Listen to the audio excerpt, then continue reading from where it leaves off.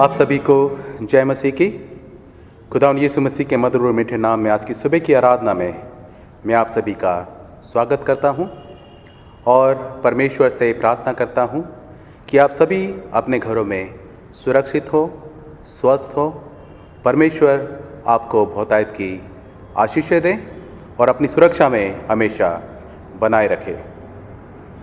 और आज पवित्र आत्मा के अवतरण पर्व के पश्चात का 23वां रविवार है और आज हमारे लिए मनन चिंतन करने का विषय है धर्म सुधार रविवार।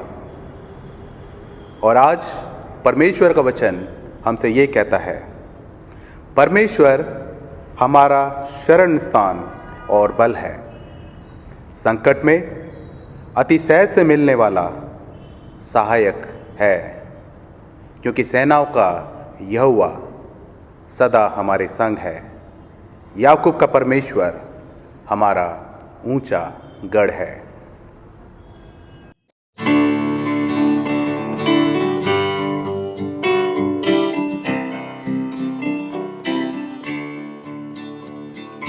मुक्ति दिलाए यीशु नाम, शांति दिलाए यीशु नाम। मुक्ति दिलाए यीशु नाम, शांति दिलाए यीशु नाम। यीशु दया का बहता सागर, यीशु दया का बहता सागर, यीशु है दाता महान, यीशु है दाता महान। मुक्ति दिलाए यीशु नाम, शांति दिलाए यीशु नाम। चरनी में तूने जन्म लिया यीशु, चरनी में तूने जन्म लिया यीशु, सूली पर किया विश्राम, सूली पर किया विश्राम। मुक्ति दिलाए यीशु नाम, शांति दिलाए यीशु नाम। हम पर भी यीशु कृपा करना, हम पर भी यीशु कृपा करना। हम हैं पापी नादान, हम हैं पापी नादान। मुक्ति दिलाए यीशु नाम, शांति दिलाए यीशु नाम। हम सबके पापों को मिटाने, हम सबके पापों को मिटाने यीशु हुआ बलिदान, यीशु हुआ बलिदान। मुक्ति दिलाए यीशु नाम, शांति दिलाए यीशु नाम। क्रूस पर अपना खून बहाया, क्रूस पर अपना खून बहाया, सारा चुकाया दाम, सारा चुकाया दाम। मुक्ति दिलाए यीशु नाम, शांति दिलाए यीशु नाम। मुक्ति दिलाए यीशु नाम, शांति दिलाए यीशु नाम। आइए हम सब मिलकर प्रार्थना करें। सर्वशक्तिमान परमेश्वर, आपके सम्मुख सबके हृदय खुले हैं। आप सबकी अभिलाषाओं को जानते हैं और आपसे कोई भी बेछिपा नहीं है। अपने पवित्र आत्मा की प्रेरणा से हमारे हृदय के विचारों को शुद्ध कीजिए, ताकि हम आपसे पूर्ण रूप से प्रेम करें और योग्य रीति से आपके पवित्र नाम की स्तुति करें, हमारे प्रभु यीशु मसीह के द्वारा। आमीन। स्वर्ग में परमेश्वर की महिमा और पृथ्वी पर के लोगों को शांति। हे प्रभु परमेश्वर, स्वर्गिक राजा, सर्वशक्तिमान पिता परमेश्वर, हम आपकी आराधना करते, आपको धन्यवाद देते और आपकी महिमा के कारण आपकी स्तुति करते हैं। हे प्रभु यीशु मसीह, परमेश्वर पिता के इकलौते पुत्र, हे प्रभु परमेश्वर, हे परमेश्वर के मेमने, आप जगत का पाप उठा ले जाते हैं, हम पर दया कीजिए। आप पिता की दाहिनी ओर विराजमान है, हमारी प्रार्थना स्वीकार कीजिए, क्योंकि केवल आप ही पवित्र हैं, आप ही प्रभु हैं, आप ही यीशु मसीह पवित्र आत्मा के साथ परमेश्वर पिता की महिमा में परम उच्च हैं। आमीन। आइए हम सभी मिलकर दया याचना की प्रार्थना में शामिल हों। प्रभु हम पर दया कीजिए, प्रभु हम पर दया कीजिए, क्रिस्त हम पर दया कीजिए, क्रिस्त हम पर दया कीजिए, प्रभु हम पर दया कीजिए, प्रभु हम पर दया कीजिए। आज की विशेष प्रार्थना, हम परमेश्वर को धन्यवाद देते हैं क्योंकि सारी बुद्धि और ज्ञान हमें परमेश्वर से ही प्राप्त होता है। आज के दिन हम आपके उन धर्म सेवकों के लिए धन्यवाद देते हैं जिन्होंने धर्म सुधार कार्य के क्षेत्र में अपना महत्वपूर्ण योगदान दिया। विशेषकर हम आपको धन्यवाद देते हैं Martin Luther, John Calvin, Oldrich Zwingli, Thomas Cranmer, John Knox और उनके साथ साथ उन सभी सुधारकों के लिए भी जिन्होंने आपके उद्धार की सच्चाई के लिए और आपकी कलीसिया के सुधार के लिए कार्य किए। हमारे प्रभु यीशु मसीह के द्वारा जो आपके पवित्र आत्मा के साथ एक परमेश्वर है, अब और सदा सर्वदा जीवित और राज्य करते हैं। आमीन। आज का उत्तरवादी पाठ लिया गया है भजन संहिता 81 और 1 से लेकर 14 आयत तक। आप कृपया उत्तर करें, परमेश्वर जो हमारा बल है उसका गीत आनंद से गाओ। परमेश्वर जो हमारा बल है उसका गीत आनंद से गाओ। याकूब के परमेश्वर का जय जयकार करो। भजन उठाओ, डफ और मधुर बजने वाली वीणा और सारंगी को ले आओ। नए चांद के दिन और पूर्णमासी को, हमारे पर्व के दिन नरसिंगे फूको।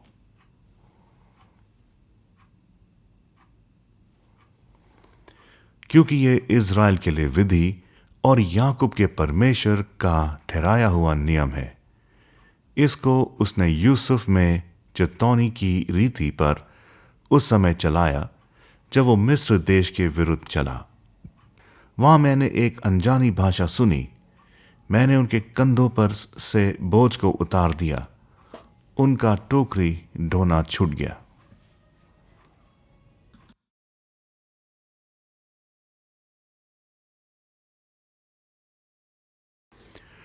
तूने संकट में पड़कर पुकारा, तब मैंने तुझे छुड़ाया। बादल गरजने के गुप्त स्थान में से मैंने तेरी सुनी और मरेबा नाम सोते के पास तेरी परीक्षा की।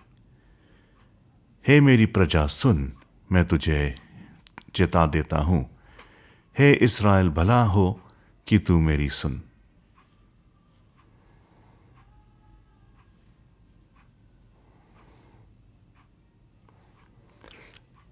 तेरे बीच में पराया ईश्वर ना हो और ना तू किसी पराये देवता को दंडवत करना। तेरा परमेश्वर यहोवा मैं हूं जो तुझे मिस्र देश से निकाल लाया है। तू अपना मुंह पसार, मैं उसे भर दूंगा।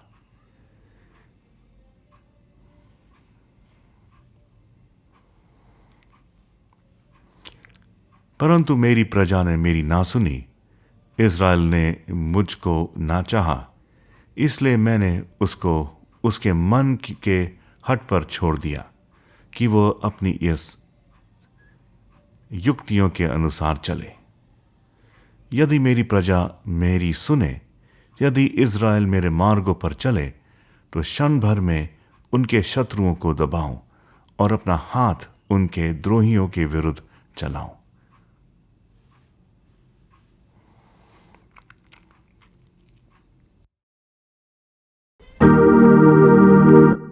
और प्रशंसा पिता की और पुत्र की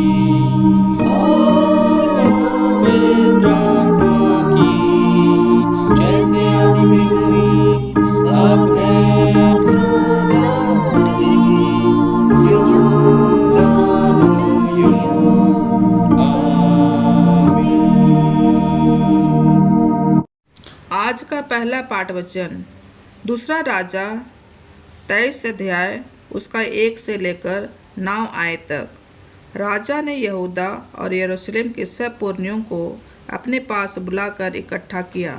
तब राजा यहूदा के सब लोगों और यरूशलेम के सब निवासियों और याजकों और नबियों वरन छोटे बड़े सारी प्रजा के लोगों को संग लेकर यहोवा के भवन में गया। उसने जो वाचा की पुस्तक यहोवा के भवन में मिली थी उसकी सब बातें उनको पढ़कर सुनाई।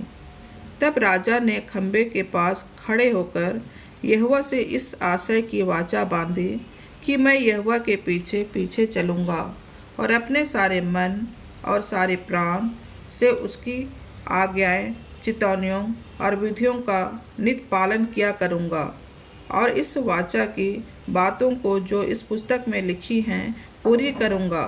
और सारी प्रजा वाचा में संभागी हुई। तब राजा ने हिल्किय्याह महायाजक और उसके नीचे के याजकों और द्वारपालों को आज्ञा दी कि जितने पात्र बाल और अशेरा और आकाश के सारे गणों के लिए बने हैं उन सबों को यहोवा के मंदिर में से निकाल ले आओ। तब उसने उनको यरूशलेम के बाहर किद्रोन के खेतों में फूंक कर उनकी राख बेतेल को पहुंचा दी, जिन पुजारियों को यहूदा के राजाओं ने यहूदा के नगरों के ऊंचे स्थानों में और यरूशलेम के आसपास के स्थानों में धूप जलाने के लिए ठहराया था। उनको और जो बाल और सूर्य, चंद्रमा, राशि चक्र और आकाश के सारे गणों को धूप जलाते थे उनको भी राजा ने दूर कर दिया। वह अशेरा को यहोवा के भवन में से निकालकर यरूशलेम के बाहर किद्रोन नाले में ले गया और वहीं उसको फूंक दिया और पीस कर बुकनी कर दिया। तब वह बुकनी साधारण लोगों की कब्रों के पर फेंक दी। फिर पुरुषगामियों के घर जो यहोवा के भवन में थे, जहाँ स्त्रियां अशेरा के लिए पर्दे बुना करती थीं, उनको उसने ढा दिया। उसने यहूदा के सब नगरों से याजकों को बुलवाकर गेबा से बसरबा तक के उन ऊंचे स्थानों को जहाँ उन याजकों ने धूप जलाया था अशुद्ध कर दिया और फाटकों के ऊंचे स्थान अर्थात जो स्थान नगर के यहोशू नामक हाकिम के फाटक पर थे और नगर के फाटक के भीतर जाने वाले के बाईं ओर थे, उनको उसने ढा दिया। तो भी ऊंचे स्थानों के याजक यरूशलेम में यहोवा की वेदी के पास न आए। वे अख़मीरी रोटी अपने भाइयों के साथ खाते थे। यह परमेश्वर का वचन है। इस वचन के पढ़े और सुने जाने पर आशीष दे। आमीन। दूसरा पाठ लिया गया है नए नियम से रोमियो के नाम पौलुस प्रेरित की पत्री उसका 11वां अध्याय उसके 1 पद से लेकर 6 पद तक। इसमें इस प्रकार लिखा है, इसलिए मैं कहता हूँ, क्या परमेश्वर ने अपनी प्रजा को त्याग दिया? कदापि नहीं। मैं भी तो इस्राएली हूँ, इब्राहिम के वंश और बिन्यामीन के गोत्र से हूँ। परमेश्वर ने अपनी उस प्रजा को नहीं त्यागा जिसे उसने पहले से ही जाना। क्या तुम नहीं जानते कि पवित्र शास्त्र एलिया के विषय में क्या कहता है कि वह इस्राएल के विरोध में परमेश्वर से विनती करता है, हे प्रभु, उन्होंने तेरे भविष्यवक्ताओं को घात किया और तेरी वेदियों को ढा दिया है और मैं ही अकेला बचा हूँ और वे मेरे प्राण के भी खोजी हैं। परंतु परमेश्वर से उससे क्या उत्तर मिला? मैंने अपने लिए 7,000 पुरुषों को रख छोड़ा है। उन्होंने बाल के आगे घुटने नहीं टेके हैं। ठीक उसी रीति से इस समय भी अनुग्रह से चुने हुए कुछ लोग बाकी हैं। यदि यह अनुग्रह से हुआ है तो फिर कर्मों से नहीं तो अनुग्रह फिर अनुग्रह नहीं रहा। परमेश्वर अपने वचन को पढ़े और सुने जाने पर हम सबको आशीष दे। आमीन। आज का सुसमाचार पाठ लिया गया है लूका रचित सुसमाचार उसका 11वां अध्याय 33 आयत से लेके अध्याय के अंत तक। कोई मनुष्य दिया बार के तलघरे में या पैमाने के नीचे नहीं रखता, परंतु दीवट पर रखता है कि भीतर आने वाला उजाला पाए। तेरे शरीर का दिया तेरी आंख है, इसलिए जब तेरी आंख निर्मल है तो तेरा सारा शरीर भी उजाला है, परंतु जब वो बुरी है तो तेरा शरीर भी अंधेरा है। इसलिए चौकस रहना कि जो उजाला तुझ में है वो अंधेरा ना हो जाए। इसलिए यदि तेरा सारा शरीर उजाला हो और उसका कोई भाग अंधेरा ना रहे, तो सबका सब ऐसा उजाला होगा जैसा उस समय होता है जब दिया अपनी चमक से तुझे उजाला देता है। जब वो बातें कर रहा था तो किसी फरीसी ने उससे विनती की कि मेरे यहाँ भोजन कर, और वो भीतर जाकर भोजन करने बैठा। फरीसी ने यह देखकर अचंभा दिया कि उसने भोजन करने से पहले स्नान नहीं किया। प्रभु ने उससे कहा, हे फरीसियों, तुम कटोरे और थाली को ऊपर ऊपर से मांजते हो, परंतु तुम्हारे भीतर अंधेर और दुष्टता भरी है। हे निर्बुद्धियों, जिसने बाहर का भाग बनाया, क्या उसने भीतर का भाग नहीं बनाया? परंतु हां, भीतर वाली वस्तुओं को दान कर दो, तो देखो सब कुछ तुम्हारे लिए शुद्ध हो जाएगा। पर हे फरीसी, तुम पर हाय, तुम पुदीनों और सुदाब का और भांति के साग पात का 10वां अंश देते हो, परंतु न्याय को और परमेश्वर के प्रेम को टाल देते हो। चाहिए तो था कि इन्हें भी करते रहते और उन्हें भी ना छोड़ते। हे फरीसियों, तुम पर हाय, तुम आराधनालयों में मुख्य मुख्य आसन और बाजारों में नमस्कार चाहते हो। हाय तुम पर, क्योंकि तुम उन छिपी कब्रों के समान हो जिन पर लोग चलते हैं परंतु नहीं जानते। तब एक व्यवस्थापक ने उसको उत्तर दिया कि हे गुरु, इन बातों के कहने से तू हमारी निंदा करता है। उसने कहा, हे व्यवस्थापकों, तुम पर भी हाय, तुम ऐसे बोझ जिनका उठाना कठिन है मनुष्यों पर लादते हो, परंतु तुम आप उन बोझ को अपनी एक उंगली से भी नहीं छूते। हाय तुम पर, तुम उन भविष्यवक्ताओं की कब्रें बनाते हो जिन्हें ही तुम्हारे बाप दादों ने मार डाला था।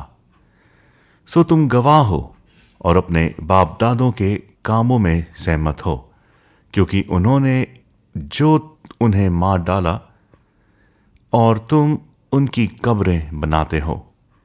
इसलिए परमेश्वर की बुद्धि में भी कहा है कि मैं उनके पास भविष्यवक्ताओं और प्रेरितों को भेजूंगी और वे उनमें से कितनों को मार डालेंगे और कितनों को सताएंगे, ताकि जितने भविष्यवक्ताओं का लहू जगत की उत्पत्ति से बहाया गया है, सबका लेखा इस युग के लोगों से लिया जाएगा।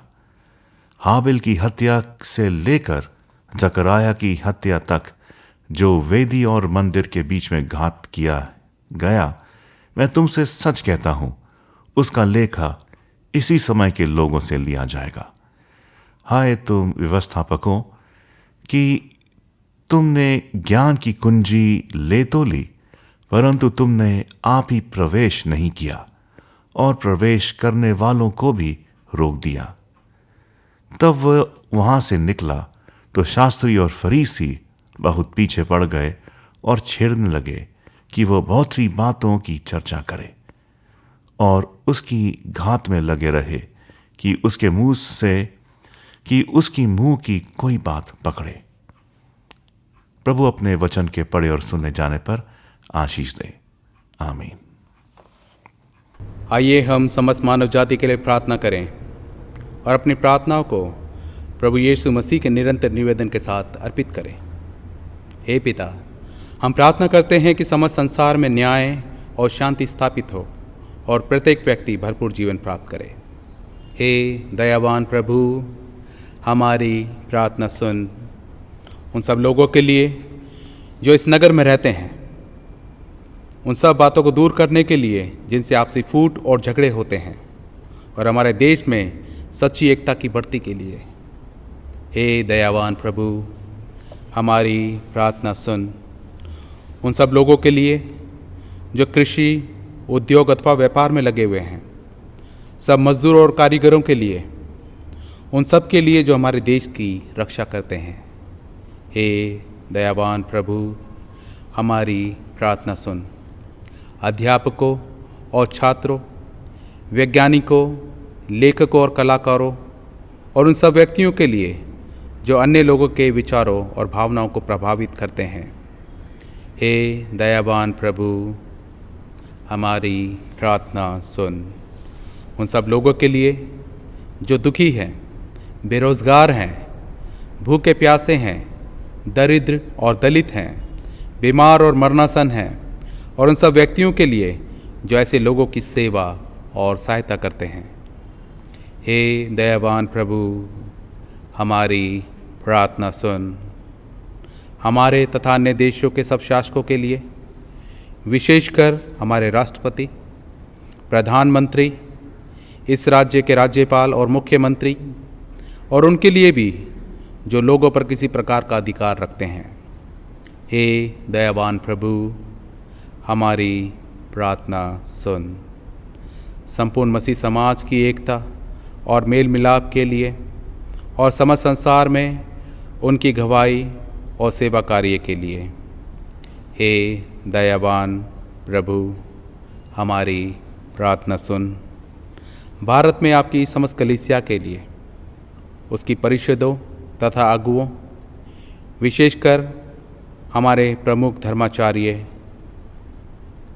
पीसी सिंह, दक्षिण भारत कलीसिया के प्रमुख धर्माचार्य और मार्थोमा कलीसिया के मेट्रोपॉलिटन,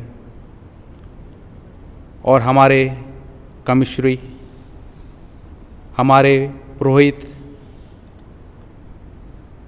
विशेषकर Reverend Timothy Shaw, Reverend Dennis Lal, Reverend Jai Kumar, और हमारे ले लीडर आशीष, और आपके कलीसिया के सब अन्य धर्म सेवकों के लिए कि वे सच्चाई और लगन से आपकी सेवा करें। हे दयावान प्रभु, हमारी प्रार्थना सुन। ये वर दे कि आपके उन सब भक्तों के साथ जिन्होंने अपने जीवन में सच्चाई से आपकी सेवा की है, हम भी आपके राज्य के शाश्वत आनंद में संभागी हो सके। हे दयावान प्रभु, हमारी प्रार्थना सुन। हम सब एक साथ कहें, हे स्वर्गीय पिता, हमारे अपने राज्य को शीघ्र प्रकट कीजिए और हमारी इन प्रार्थनाओं को सुनिए। हम आपके पुत्र, हमारे प्रभु और उद्धारकर्ता यीशु मसीह के नाम से ये मांगते हैं, आमीन।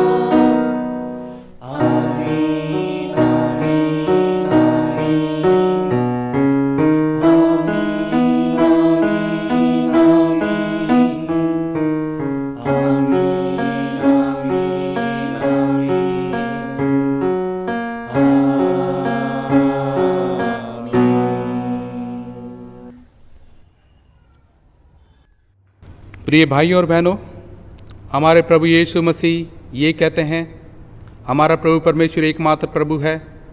तू प्रभु अपने परमेश्वर को अपने संपूर्ण हृदय, संपूर्ण प्राण, संपूर्ण बुद्धि और संपूर्ण शक्ति से प्रेम कर। ये पहली आज्ञा है। दूसरी ये है, अपने पड़ोसी को अपने समान प्रेम कर। इनसे बड़ी और कोई आज्ञा नहीं है। परमेश्वर ने संसार से ऐसा प्रेम किया कि उसने अपना इकलौता पुत्र यीशु मसीह दे दिया कि वह हमें पापों से बचाए, स्वर्ग में हमारे लिए निवेदन करे और हमें शाश्वत जीवन में पहुंचाए। इसलिए हम पश्चाताप और विश्वास के साथ अपने पापों को स्वीकार करें। हम परमेश्वर की कृपा से उसकी आज्ञाओं का पालन करने का और सब लोगों के साथ मेल मिलाप और प्रेम से रहने का पक्का संकल्प करें।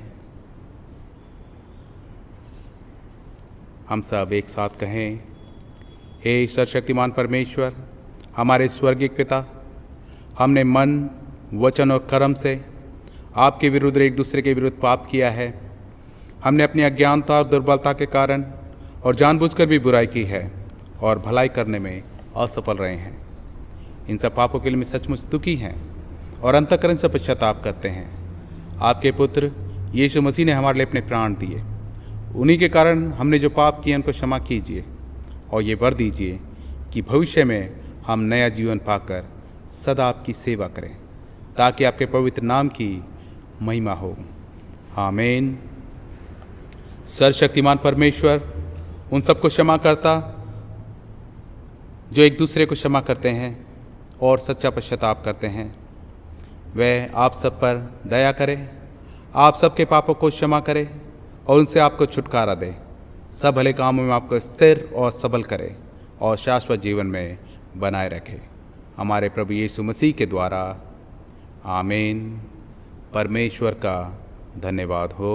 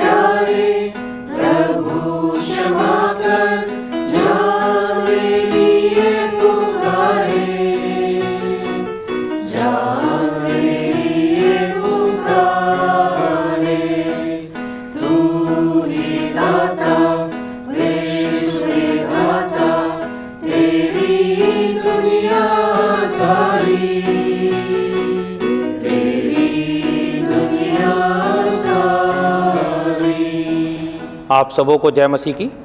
परमेश्वर का धन्यवाद करते हैं आज के दिन के लिए, धन्यवाद करते हैं कि हम उसकी आराधना में शामिल होने पाए। इससे पहले हम वचन पर मनन करें, आइए परमेश्वर से प्रार्थना करें। पिता परमेश्वर, आपका धन्यवाद करते हैं आज के दिन के लिए, धन्यवाद करते हैं कि आपने अपने आराधना में शामिल होने का हमें मौका दिया है। जबकि हम आपके वचन पर मनन करते हैं, हम सबके साथ होना, अपनी आत्मा के द्वारा हमसे बातचीत करना प्रभु जी, ताकि अपने जीवनों को आपके वचन के प्रकाश में जांचने वाले हो सके। हम सबके साथ होने दे पिता, आप हमसे बातचीत करें। आपके प्यारे बेटे प्रभु यीशु मसीह के नाम से मांगते हैं, आमीन। आज हमारी लेक्शनरी के हिसाब से 23वां रविवार है, पेंटिकॉस्ट या पेंटिकुस्त के दिन के बाद, और जिसको जो अक्टूबर का महीने का आखिरी रविवार होता है उसको हम रिफॉर्मेशन संडे या धर्म सुधार या उद्धार का इतवार, कई इसके मतलब हैं। रिफॉर्मेशन, इंग्लिश में रिफॉर्मेशन संडे होता है, हिंदी में हम उसको धर्म सुधार या उद्धार का इतवार के नाम से बुला सकते हैं। एक बदलाव, एक सुधार जिसको, और इस दिन हम उन लोगों को याद करते हैं जिन्होंने परमेश्वर धन्यवाद करते हैं उन लोगों के लिए जिन्होंने हमारे मसीही धर्म में सुधार लाए हैं। उन्होंने वचन को एक अलग आयाम दिया है, अलग नज़रिए से देखा है, और वो बदलाव लेके आए हैं जिसके लिए उनको सताया भी गया, जिसके लिए उनको बड़े बड़े अधिकारियों से और बड़े बड़े धर्मगुरुओं से भिड़ना भी पड़ा, लड़ना भी पड़ा, बहस करनी पड़ी, बहुत सी चीज़ें। लेकिन उन लोगों ने सच्चाई का साथ नहीं छोड़ा। उन्होंने लोगों के बारे में सोचा, जिसमें मार्टिन लूथर का नाम सबसे अहम आता है, और अभी मैं आपको उसके बारे में बताऊंगा कि ये रिफॉर्मेशन संडे या धर्म सुधार इतवार हम क्यों मनाते हैं। और जो आज हमने रीडिंग्स पढ़ी हैं वो भी इसी उसमें जाती हैं कि कैसे बाइबल में भी पाया जाता है कि लोगों ने कैसे परमेश्वर के वचन को, परमेश्वर को कैसे आदर दिया है। हमने जो लूका में पढ़ा है उसमें प्रभु यीशु मसीह के बारे में हम देखते हैं कि प्रभु यीशु मसीह कैसे फरीसियों से बात करते हैं कि उनके जो धर्म के कार्य थे वो दिखावे के थे।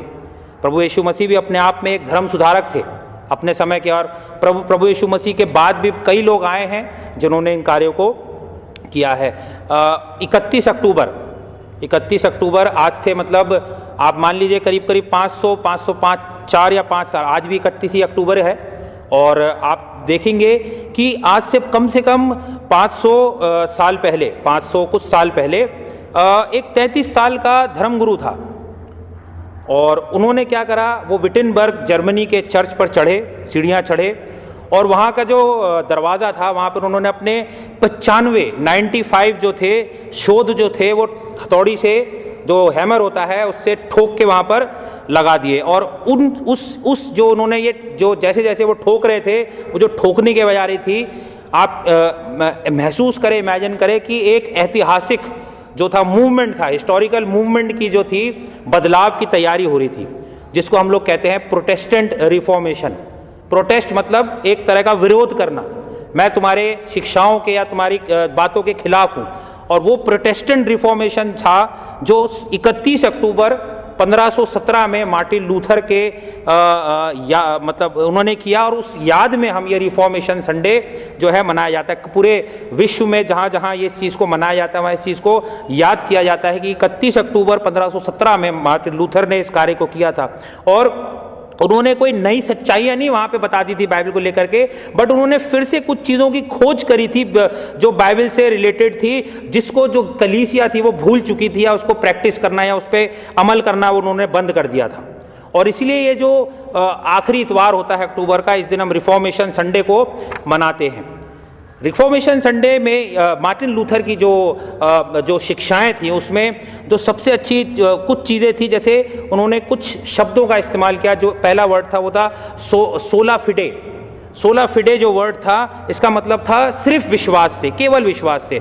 मार्टिन लूथर ने इस बात को फिर से खोजा कि जो मनुष्य को अगर उद्धार चाहिए तो उसके लिए सिर्फ विश्वास काफ़ी है। सोला फिडे यानी कि केवल विश्वास। उन्होंने फिर सोला ग्रेशिया यानी कि सिर्फ अनुग्रह। मार्टिन लूथर ने इस चीज को रिडिस्कवर करा या फिर से खोजा कि जो उद्धार है वो मनुष्य के कार्यों के द्वारा नहीं, बल्कि सिर्फ परमेश्वर के अनुग्रह के द्वारा ही मिलता है, और हम उसके लिए कुछ नहीं कर सकते, सिर्फ अनुग्रह के द्वारा मिलता है। और जो तीसरी चीज जिसके ऊपर ये दोनों चीजें आधार मतलब वो जो आधार है जिसके ऊपर ये सोला फिडे और सोला ग्रेशिया आता है, वो है सोला स्क्रिप्चुरा, यानी कि सिर्फ वचन के द्वारा। मार्टिन लूथर जिस एज में रहते थे, जिस समय में रह रहे थे, उसमें जो रोम का चर्च था उसमें कई चीज़ें जोड़ी जा रही थी, कई प्रैक्टिसेस या जो रिचुअल्स थे या जो क्रियाएं थी वो जोड़ी जा रही थी। और मार्टिन लूथर सबसे ज़्यादा जो जिससे परेशान थे या स्ट्रगल करते थे वो था वो सिद्धांत, वो मत था जिसको इंग्लिश में परगेटरी कहते हैं, या वो शुद्धि या पाप मोचन स्थान होता था, जिसमें ये माना या कुछ ऐसी चीज़ें होती थी जिसमें ये माना जाता था कि मनुष्य की मृत्यु के बाद भी कुछ ऐसा रास्ता होता है जिससे वो तैयारी की जाती है और वो स्वर्ग में पहुंच जाता है। और इस चीज को बड़े लोग उस चीज बड़ी प्रैक्टिस करते थे, इस चीज को बड़ा मानते थे। आप इसके बारे में नेट पे जाके पढ़ सकते हैं। परगेटरी वो वर्ड है इंग्लिश में, परगेटरी, जिसका शुद्धि या पाप मोचन स्थान था। मतलब लोगों का कुछ ये मत था कि ये जो लोग मर जाते हैं उसके बाद भी वो लोग स्वर्ग को जा सकते हैं, अपने कुछ ऐसे कार्य होते थे। डिटेल में इतना मैं इस वक्त शेयर नहीं करूंगा, आप उसको पढ़ सकते हैं। बट मार्टिन लूथर इस चीज़ से बहुत परेशान थे, और जब उन्होंने बाइबल में इस चीज़ों की खोज करी तो उन्होंने देखा कि अनबिब्लिकल है, ये बाइबल में पाया नहीं जाता है। लेकिन जो मार्टिन लूथर के खिलाफ थे लोग, वो उस चीज़ को मानते थे कि मार्टिन लूथर जो है वो ठीक कहते थे। बट वो ये कहते थे कि ये तो चर्च का ट्रेडिशन है, ये तो चर्च का ट्रेडिशन, कलीसिया की एक वो प्रथा बन गई है, और जो पोप है, पोप जो है वो बिल्कुल वचन के बराबर है। और जब पोप और जो कलीसिया की जो ट्रेडिशन है या कलीसिया का जो भी चलन है, अगर वो कहता है कि ये सब चीजें ठीक है तो वो ठीक ही होंगी।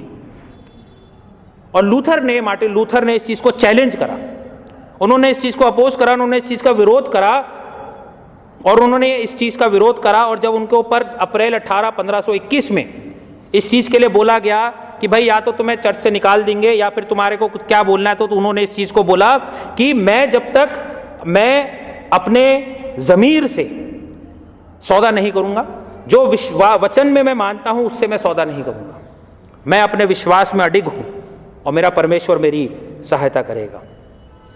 ये चीज़ उन्होंने वहाँ पर बोली। वो इस चीज़ के सख्त खिलाफ थे और बहुत सी ऐसी बातें थी जिसके वो खिलाफ थे। रिफॉर्मेशन संडे यही था, जब ये थीसिस अपनी ठोक रहे थे वहाँ पर, तो वो एक बदलाव था पूरे विश्व में, एक प्रोटेस्टेंट जो मूवमेंट था वो शुरू हो गया था।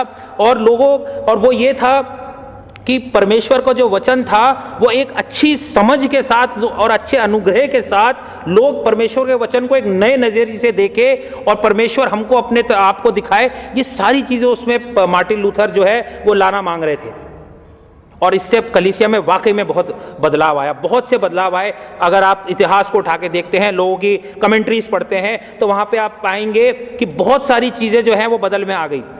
सिर्फ मार्टिन लूथर जो गलत नेतृत्व था और गलत शिक्षाओं के खिलाफ जब वो खड़े हो गए, लोगों ने इस बात को देखा कि संस्कृति जो थी, बड़ा बदलाव उसमें आया, जिसमें बाइबल जो थी वो साधारण लोगों के हाथ में उनकी भाषा में आने लगी। जो समाज शास्त्री थे, उन्होंने इस चीज को सोचा कि कैसे समाज में इस चीज के बारे में बदलाव आया कि लोगों ने अब वो पोप और इसकी शिक्षाओं और जो चर्च का नेतृत्व था उसके खिलाफ बोलना शुरू कर दिया। और जो उस टाइम के एजुकेटर्स थे, जो शिक्षा के लोग थे, उन्होंने इस चीज को बड़ा अच्छा माना कि लोग अब शिक्षित होना लगे हैं, लोगों में अंदर एक जागरूकता आई है। और इस बारे में आप बहुत देर बात कर सकते हैं और बहुत सारी चीजें पढ़ सकते हैं, लेकिन हम अगर आप वचन पे वापस आते हैं तो जो रिफॉर्मेशन था या सुधार कार्य था वो सिर्फ शिक्षा को लेके, समाज को लेके, संस्कृति को लेके नहीं था। वो ये था, उसका जो एक लाइन में या एक पंक्ति में ये कह सकते हैं कि उसका मतलब ये था कि परमेश्वर के वचन या सुसमाचार के द्वारा जो मुझको और आपको आजादी मिली है उस पे गौर करना। जो उन्होंने 95 थीसिस या शोध वहां पर ठोकी थी, उसमें जो 62वीं जो थीसिस थी उस पे लिखा था the true treasure of the church. जो कलीसिया का असली धन है या खजाना है वो सुसमाचार है, जो परमेश्वर की महिमा के लिए इस्तेमाल होता है और परमेश्वर के अनुग्रह के द्वारा मुझको और आपको मिलता। कोई नई बात नहीं है, और आप परमेश्वर की महिमा, परमेश्वर के वचन और उसके अनुग्रह के द्वारा में बहुत बातें करते हैं। लेकिन उस समय जब चलते हैं जब मार्टिन लूथर इन चीजों से जूझ रहे थे। मार्टिन लूथर जब जवान थे तो उनके फादर चाहते थे कि वो लॉयर बने, उनके पिताजी चाहते थे कि वो एक वकील बने, और बहुत मेहनत करी उनके पिताजी ने। लेकिन हुआ क्या, मार्टिन लूथर ने बोला नहीं, मैं धर्म की शिक्षा पढ़ूं, मैं मॉन्क बनूंगा, मैं एक पंडित बनूंगा कह सकते हैं, या मैं मॉन्क बनूंगा। और उन्होंने बड़े दिल से पढ़ना शुरू कर दिया और वहीं से उनकी समस्या शुरू हो गई। जब उन्होंने पढ़ना शुरू करा, जब अपने शिक्षकों से सीख रहे थे, तो उन्होंने देखा कि वो एक बहुत ही पापी इंसान है, बहुत पापी मनुष्य है। यदि आप उसमें पढ़ते हैं रोमियो 3 उनका रोमियो 3 और उसकी 19वीं और 19वीं आयत को जब हम पढ़ते हैं, हम जानते हैं कि व्यवस्था जो कुछ कहती है उन्हीं से कहती है, व्यवस्था के अधीन है, इसलिए कि हर एक मुंह बंद किए जाए और सारा संसार परमेश्वर के योग्य के दंड ठहरे, क्योंकि व्यवस्था के कामों से कोई प्राणी उसके सामने धर्मी नहीं ठहरेगा, इसलिए कि व्यवस्था के द्वारा पाप की पहचान होती है। मार्टिन लूथर ने अपने आप को बड़ा पापी समझा और वो परेशान होने लगे। व्यवस्था उनके सामने बिल्कुल क्लियर थी, लेकिन प्रॉब्लम ये थी कि उनको कोई ये नहीं बता रहा था कि what the Bible actually teaches about how to find peace and freedom in Christ. मतलब उनको सब पाप के बारे में बता रहे थे, व्यवस्था के बारे में बता रहे थे, बट कोई ये नहीं बताना मांग रहा था कि भाई शांति कहां से मिलेगी मसीह यीशु में, आजादी कहां से मिलेगी मसीह यीशु में। और जब उन्होंने अपने पाप के बारे में सुना, अपने पाप के बारे में सोचा लूथर ने, तो उन्होंने अपने आप उस प्रॉब्लम को फिक्स करना शुरू कर दिया और अपने अपनी सोल्यूशन ढूंढना शुरू कर दिया। अपनी कोशिशें वो करने लगे। घंटों घंटों बैठ के वो कन्फेशन करते रहते थे, अंगीकार करते रहते थे पापों का, याद करते रहते थे। वो अपने शरीर को कष्ट देने लगे, वो अपने आप को सजा देने लगे, वो अपने शरीर को मारने लगे, वो अपने आप को कोड़े मारने लगे। बाहर जाके ठंड में बर्फ में जाके लेट जाया करते थे बिना कंबल के, सोचते थे कि शायद इससे परमेश्वर खुश हो जाएगा, मुझे माफ कर देगा, लेकिन और दुख में जाते चले गए वो, और उनको डिप्रेशन हो गई और वो परमेश्वर पे गुस्सा होने लगे। उन्होंने कहा कि परमेश्वर ऐसे कैसे कर सकता है, इतने सख्त कानून इसने क्यों बना रखे हैं कि हम मनुष्य होकर के उसे कभी सेटिस्फाई नहीं कर पाएंगे और हमेशा हम मात खाएंगे। लेकिन उन्होंने अपनी पढ़ाई नहीं छोड़ी, उन्होंने अपना अध्ययन नहीं छोड़ा, और एक दिन उनकी नजर जो गई वो गई भजन संहिता 51 पे। वो दिमाग की जो उनकी बत्ती थी वो उस टाइम जली, और भजन संहिता 51 जब उन्होंने पढ़ा तो उन्होंने इस चीज को देखा कि परमेश्वर का एक रूप और भी है। उन्होंने इस चीज को समझा कि हाँ, परमेश्वर चाहता है कि हम उसकी आज्ञाओं को माने, उसकी बातों को माने, हम उसके समान पवित्र बने, जो हम अपने आप नहीं कर सकते और हम पाप करते हैं। लेकिन परमेश्वर ही उन पापों का जो है वो जवाब है, उससे छुटकारे का जवाब है। पहली आयत भजन संहिता 51 की उन्होंने ध्यान से पढ़ी, उसमें साफ साफ दाऊद कहता है, हे परमेश्वर मुझ पर दया कर अपनी असीम करुणा और प्रेम के हिसाब से, और मुझ पर दया दिखा और मेरे पापों को मिटा डाल। और लूथर ने फिर से खोजना शुरू करा बाइबल का जो सेंट्रल मैसेज है या मुख्य जो वचन है, और उन्होंने इस चीज को पाया कि परमेश्वर अपने लोगों से बहुत प्रेम करता है, अपने लोगों को वो माफ करता है, और जो पापी होते हैं, जो बहुत बुरे वाले पापी होते हैं, उनको अपनी धार्मिकता देता है, आशा देता है और एक सुरक्षा देता है।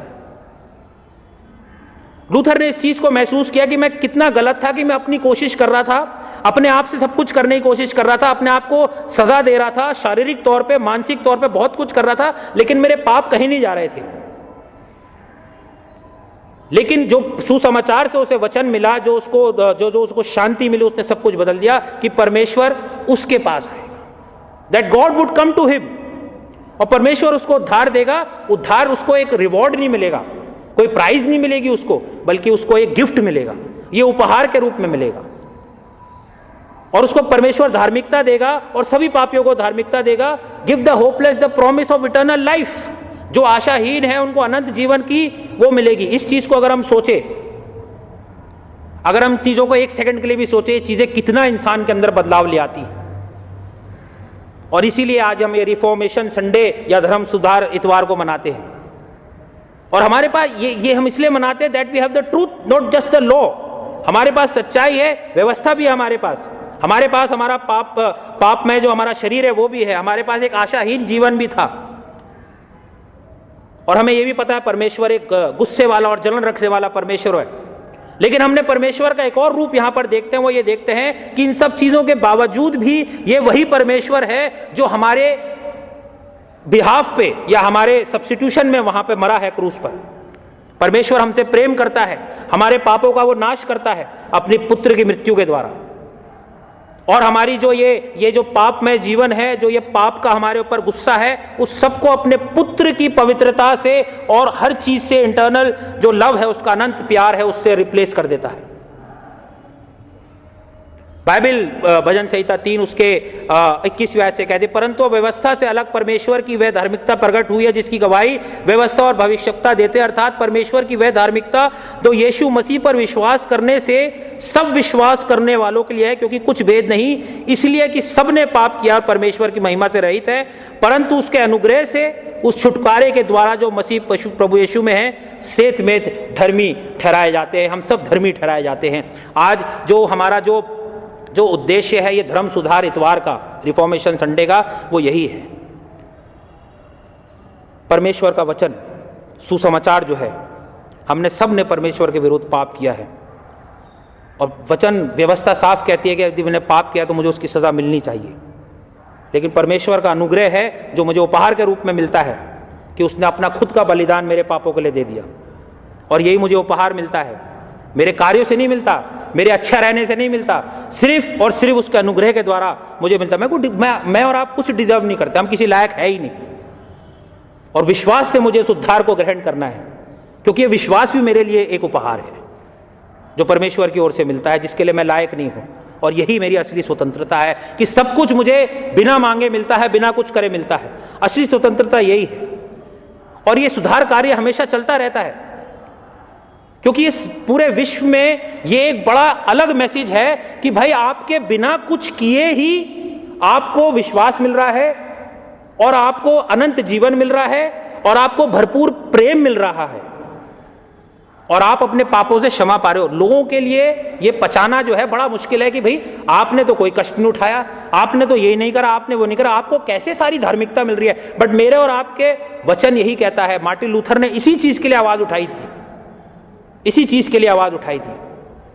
प्रभु यीशु मसीह को हम देखते हैं, जब यहूदी उनके पास आए, यूहन्ना 8 में आप पाएंगे, उसमें साफ साफ प्रभु यीशु मसीह उनसे बात कहते हैं कि यदि तुम मेरे वचन में बने रहोगे तो मेरे सच्चे चेले कहलाओगे, और तुमको सच्चाई के बारे में पता लगेगा, और सच्चाई तुम्हें स्वतंत्र करेगी। तो वो जो यहूदी थे वो कहते, अरे हम तो किसी के गुलाम नहीं है, तो अब्राहम की संतान है भाई, हम किसी के गुलाम नहीं है, तेरा क्या मतलब है कि हम स्वतंत्र हो जाएंगे। और प्रभु यीशु मसीह फिर उनको बताना शुरू करते हैं, अनुग्रह के बारे में बताते हैं, सुसमाचार के बारे में बताते हैं, और कैसे उस चीज को आजाद करेगा। लेकिन वो आपस में इस बात को करते हैं कि भाई हमारे पास तो इतनी अच्छी धरोहर है, हम तो अब्राहम की संतान हैं, ये हमारे जीने के तरीके हैं, अरे हम कैसे गुलाम हो गए। प्रभु यीशु मसीह उनको उत्तर देते हैं, मैं तुमसे सच सच कहता हूं, जो पाप करता है वो पाप का गुलाम है, और जो गुलाम होता है वो हमेशा घर में नहीं रहता, बल्कि पुत्र हमेशा घर में रहता है। लेकिन इसलिए अगर पुत्र तुम्हें आजाद करता है तो तुम सचमुच में आजाद कराओगे। और आज भी मेरे और आपके लिए यही कहा जाता है, सुधार की जरूरत है। हर कदम पे मुझे और आपके जीवन में सुधार की जरूरत है। कई बार मुझे परमेश्वर के वचन पर, उसके मार्गों पर लौटने की जरूरत पड़ती है। क्या उसका वचन मुझसे बातचीत कर रहा है? जरूरत पड़ती है। कई बार मैं और आप अपनी जिंदगी में भटक जाते हैं, अपने विश्वास को लेकर के परिस्थितियां ऐसी बनती है, भटक जाते हैं। रिफॉर्मेशन की जरूरत पड़ती है, बदलाव या सुधार की जरूरत पड़ती है। कई बार मैं और आप हर चीज अपने आप करना मांगते हैं, परमेश्वर के अनुग्रह को मौका ही नहीं देते हैं, और हम ये सोचते हैं परमेश्वर को मेरी जरूरत है, इनफैक्ट मुझे परमेश्वर की जरूरत है। कई बार हम ऐसी कोशिशें करते हैं अपने जीवन की, परमेश्वर मुझे नोटिस करे, जैसे मार्टिन लूथर कर रहे थे। रिचुअल्स करते हैं, क्रियाएं करते हैं, ना जाने क्या क्या करते हैं, परमेश्वर दान दक्षिणा देना पता नहीं क्या क्या करते हैं, बट परमेश्वर को मुझे देखने की जरूरत नहीं है, वो सब कुछ कर चुका है क्रूस पर, उसको मुझे देखने की जरूरत नहीं है। उसने मुझे आजाद कर दिया है, उसने मुझे पाप से आजाद कर दिया है अपना जीवन दे करके।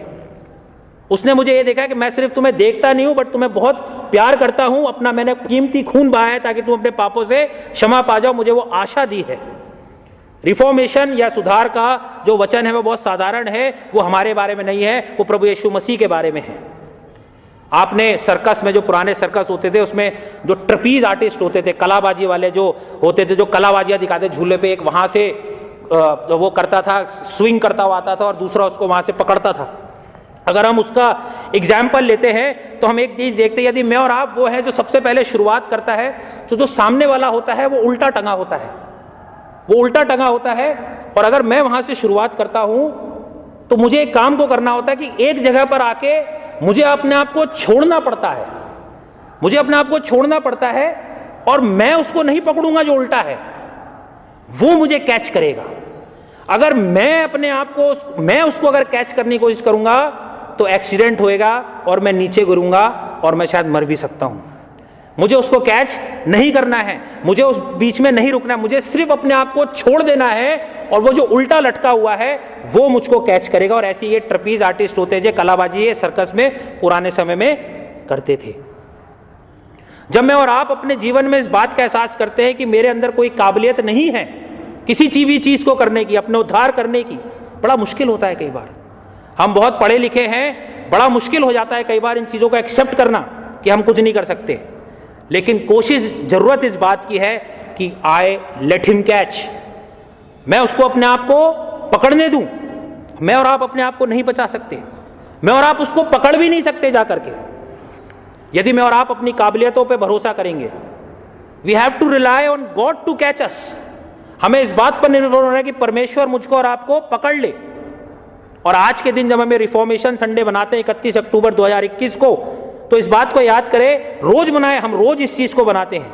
उसने मुझे और आपको पकड़ा है, और जब उसने मुझे और आपको पकड़ लिया है तो मुझे और आपको जाने नहीं देगा। उसने मुझे और आपको क्षमा करा है, वो हमें अपने आप से भगाएगा नहीं। उसने मुझसे और आपसे प्रॉमिस करा है, वादा किया है परमेश्वर के राज्य के लिए, वो अपने बातों से मुकरेगा नहीं। लूथर जो थे उन्होंने इस चीज को उभारा, और आज इस वचन ने मुझसे और आपसे इस बारे में बात करी। हम परमेश्वर का धन्यवाद करते हैं कि परमेश्वर ने मार्टिन लूथर जैसे लोगों को इस्तेमाल किया कि परमेश्वर का वचन और उसके प्रेम के द्वारा में आज इस 2021 में मैं और आप जान सकते हैं। परमेश्वर का हम धन्यवाद करें कि ये रिफॉर्मेशन जो सुधार कार्य 1521 में हुआ था, आज मेरे और आपके जीवन में कितना महत्व रखता है। और ये उस चीज की जड़ है, रूट है कि आज कलीसिया मेरे और आपकी यहां पर है। और मेरा और आपका फर्ज ये बनता है कि जो लोग आज भी अंधकार में पड़े हुए हैं उनको परमेश्वर के पुत्र और उसके प्रेम के बारे में बताएं, ताकि जो आनंद और आजादी में और आप अपने जीवन में महसूस करते हैं वो अंधकार में पड़े हुए लोग भी इस चीज को महसूस कर सके। बहुत कुछ मैं और आप कर सकते हैं अपने जीवन में, बहुत कुछ मैं यहां से बोल सकता हूं, लेकिन सबसे जरूरी बात यह है, वो परमेश्वर के वचन में लिखी है यूहन्ना 8 में, कि यदि पुत्र तुमको आजाद करता है। मार्टिन लूथर आजादी तो चाहते थे इन सब चीजों से, तो प्रभु यीशु मसीह कहते हैं यदि पुत्र तुमको आजाद करता है तो तुम सच में आजाद या स्वतंत्र कहलाओगे, और मैं और आप हैं भी। आइए परमेश्वर से प्रार्थना करें। धन्यवाद करते हैं पिता परमेश्वर, आज के धर्म सुधार इतवार के लिए, उद्धार के इतवार के लिए जो हमने मनाया है प्रभु जी, होने दे पिता परमेश्वर, जो आज़ादी आपने हमको दी है अपने वचन के द्वारा, उसको हम हमेशा याद रखें, अपने जीवनों को आपके मार्गों पर चलाने वाले हो सके। हम सबकी मदद करें, हम सबकी सहायता करें। होने दे पिता, अपने हाथ पैर ना इतना मारे प्रभु जी, आप पे निर्भर होने वाले हो सके, क्योंकि हम जानते हैं उद्धार आप ही की ओर से मिलता है। आपका धन्यवाद करते हैं, इस प्रार्थना को मांगते हैं आपके प्यारे बेटे प्रभु यीशु मसीह के नाम से, आमीन। आइए हम सब अपने विश्वास वचन को दोहराएंगे। हम एक परमेश्वर सर्वशक्तिमान पिता पर विश्वास करते हैं, वह स्वर्ग और पृथ्वी का और समस्त दृश्य एवं अदृश्य वस्तुओं का करता है। हम एक प्रभु यीशु मसीह पर विश्वास करते हैं, वे परमेश्वर का इकलौता पुत्र, सर्वयुगों से पहले पिता से उत्पन्न, परमेश्वर से परमेश्वर, ज्योति से ज्योति, सत्य परमेश्वर से सत्य परमेश्वर, कृत नहीं वरन उत्पन्न है। उनका और पिता का तत्व एक ही है। उन्हीं के द्वारा सब वस्तुएं बनी। हम मनुष्य के लिए और हमारे उद्धार के निमित्त वे स्वर्ग से उतर आए। पवित्र आत्मा की सामर्थ से वे कुंवारी मरियम से जन्मे और मनुष्य बने। पेंतुस पिलातुस के शासन में वे हमारे लिए क्रूस पर चढ़ाए गए। उन्होंने दुख भोगा, वे मरे और गाड़े गए। पवित्र शास्त्र के कथन के अनुसार वे तीसरे दिन जी उठे। वे स्वर्ग पर चढ़ गए और पिता की दाहिनी ओर विराजमान हुए। वे जीवितों और मृतकों का न्याय करने के लिए महिमा के साथ फिर आएंगे और उनके राज्य का कभी अंत न होगा।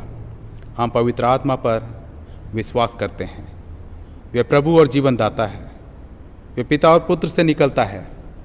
पिता और पुत्र के साथ उसकी आराधना स्तुति की जाती है। वह नबियों के द्वारा बोला।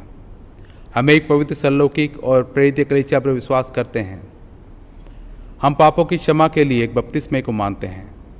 हम मृतकों के पुनरुत्थान की और आने वाले युग के जीवन की प्रतीक्षा करते हैं। आमीन।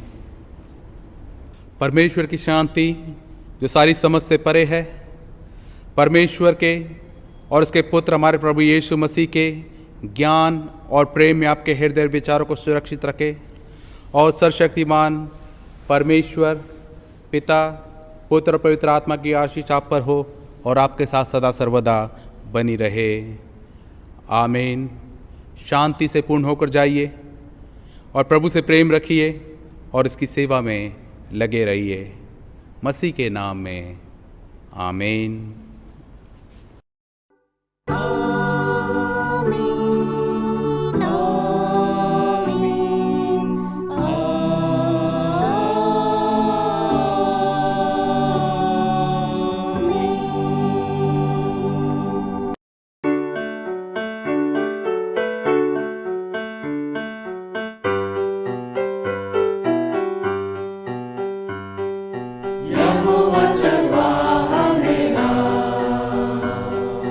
कोई घटी मुझे